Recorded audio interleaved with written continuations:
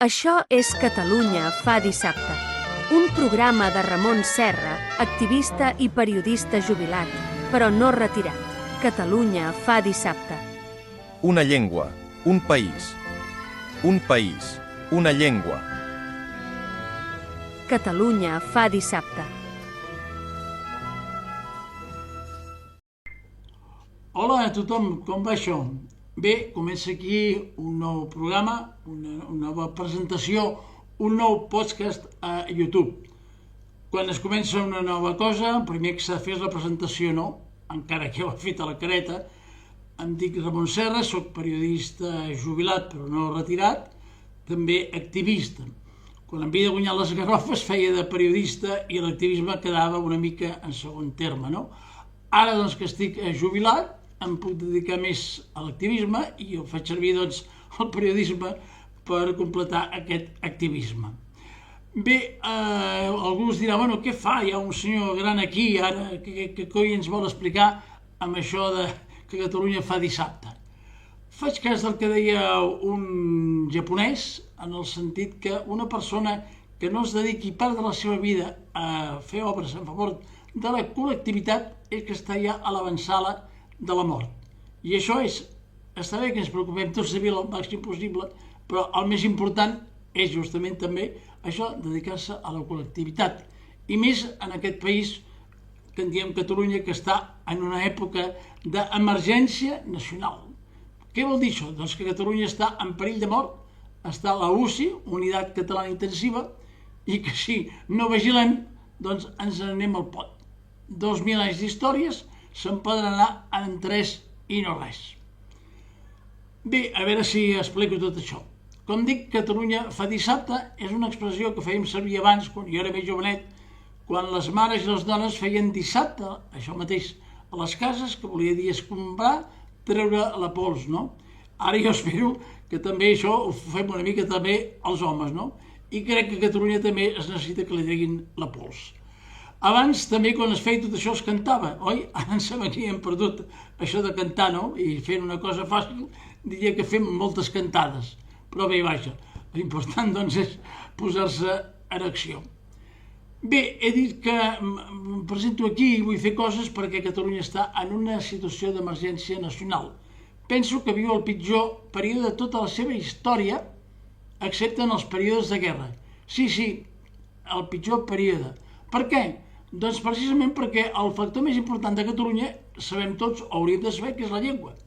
I està més en perill de mort que mai.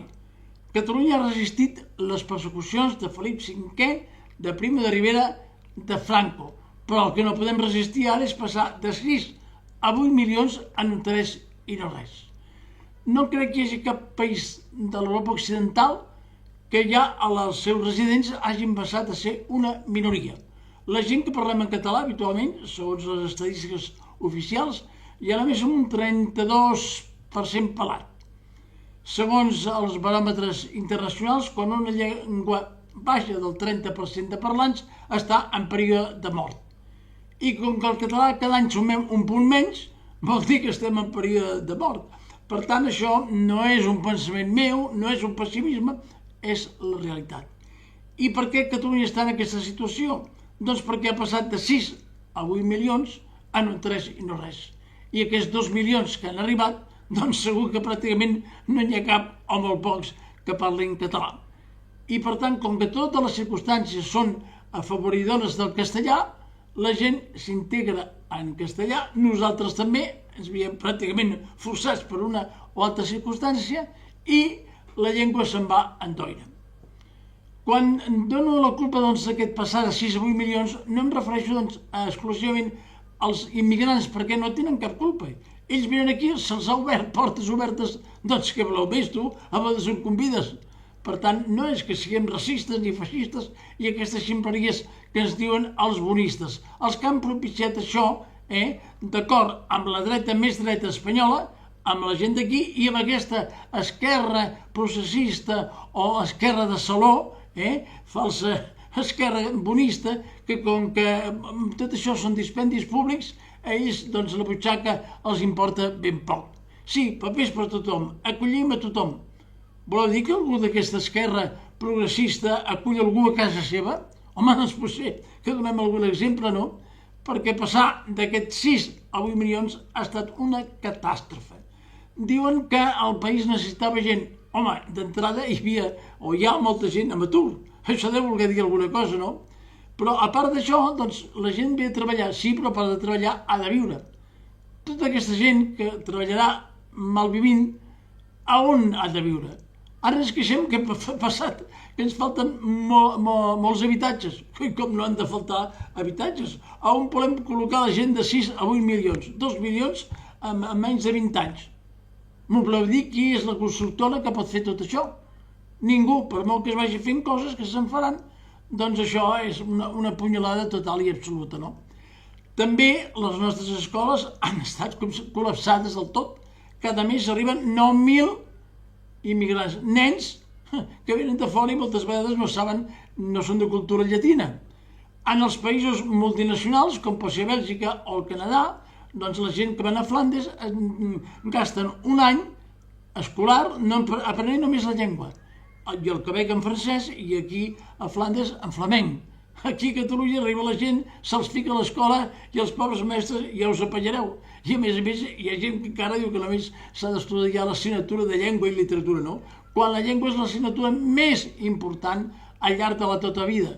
Perquè quan ens morirem, si podem, direm alguna paraula, no? I això fem servir la llengua. En canvi, espero que el dia que ens morim no parlarem ni d'arrels quadrades, ni d'algoritmes, ni dels reis catòlicos i totes aquestes coses que són molt necessaris al seu coneixement, però, com dic, no es poden comparar amb la importància de la llengua, perquè la llengua és el que ens defineix a Catalunya. Sense llengua no som res. Podem estar més de dretes o d'esquerres, el que vulgueu, però sense la llengua catalana no som res. Aleshores ens hem de preguntar, qui és català? Amic meu, vet aquí la pregunta del milió, no? El president Pujol deia que és català, qui viu i treballa a Catalunya. El president Illa diu que qui ve a fer progressar Catalunya. Bé, haig de dir entre parèntesis que estic parlant del president, per exemple Pujol, encara que ja no exerceix, perquè en català, o a Catalunya, tots els presidents que han estat de la Generalitat mai no són expresidents, sempre són presidents. Per tant, aclareixo aquest punt, no? Doncs, com dic, qui és català? Doncs per mi ho tinc clar. Com a mínim, és qui parla català. Ha estat així aquest poble al llarg de tota la seva història. Ha vingut gent de fora, quan s'han incorporat, doncs hem dit, escolta, qui parla català no ens importa d'on són, ni com venen, ni d'on venen, ni quina raça tenen, ni quines creences, ni quina religió. Però sí, la gent ha de parlar català, no? Si hi ha gent que aquí porta 50 anys i no vol dir ni bon dia. Llavors, doncs, vol dir que pot ser uns discapacitats mentals, amb el qual tot el meu respecte, o bé que són uns ocupants, amb el qual, doncs, el dilema és ben clar, no? És clar que ningú no té obligació legal, perquè aquí, doncs, per empadronar-se no es necessita el català. Per adquirir un habitatge no es necessita el català.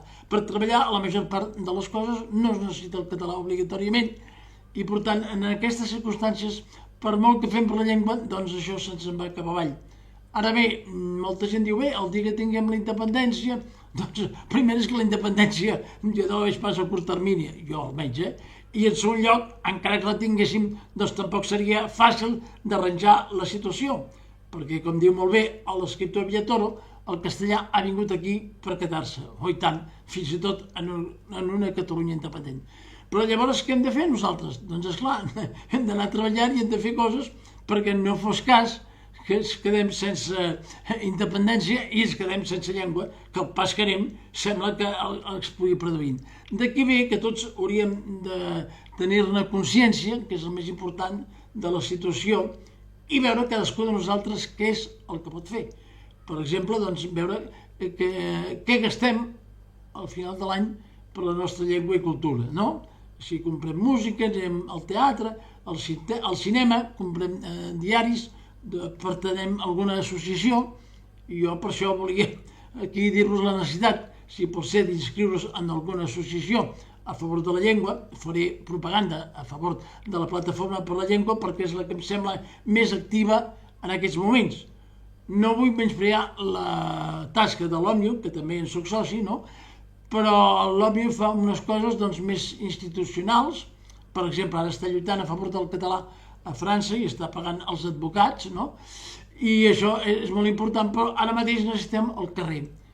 I per què dic el carrer? Perquè Catalunya és un poble que som còmodes, no? Doncs som còmodes, doncs mira, vivim confortablement i generalment només responem quan ens agradeixen.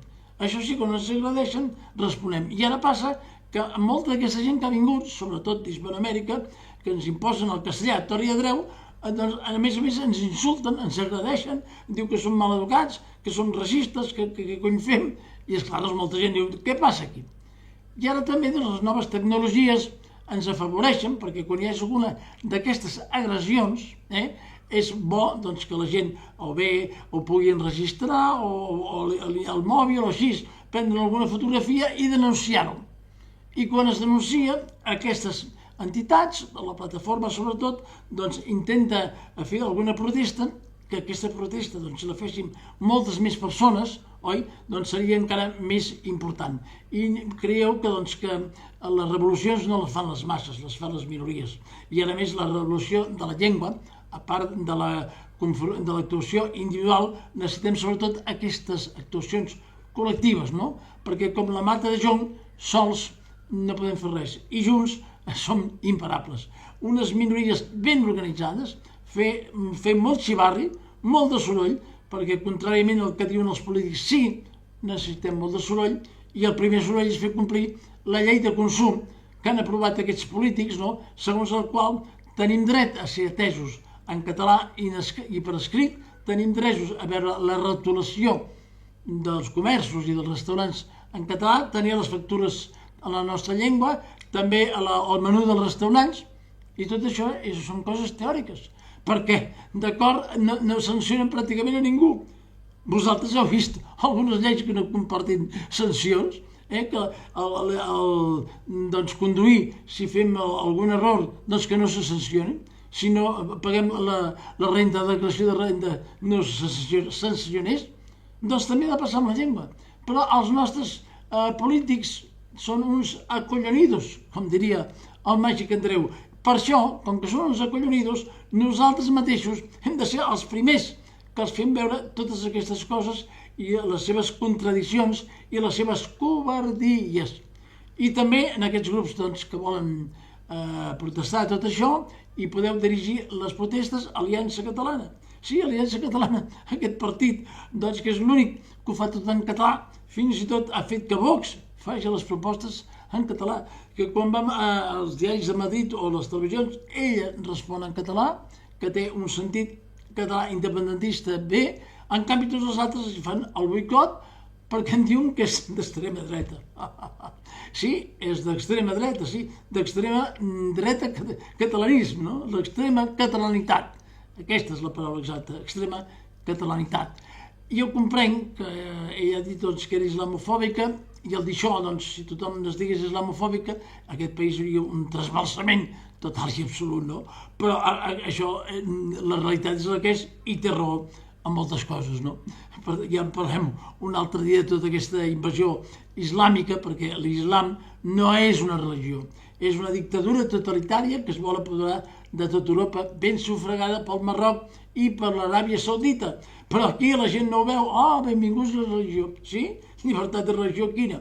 La que va en contra de les dones, la que predica la submissió de les dones, la que va en contra dels homosexuals i si és necessari els degollen, els que diuen que apostaten d'aquesta religió els poden matar, els que van tot el dia aquí vestits de dalt a baix, que no solament és higiènic i antihigiènic, sinó que pot produir disturbis públics, això és una religió.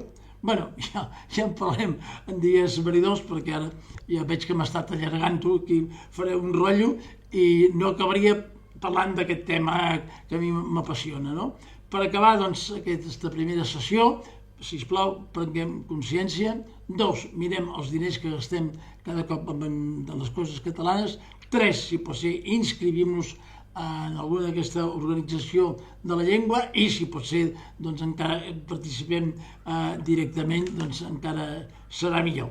Doncs com dic, en pròxims capítols ja anem estudiant altres mesures i altres realitats perquè no tot és dolent, per fortuna, però com dic hem de trobar les escletxes perquè si no se'n va tot a fer punyetes i jo sempre crec que el poder està en les minories i per tant en tots nosaltres.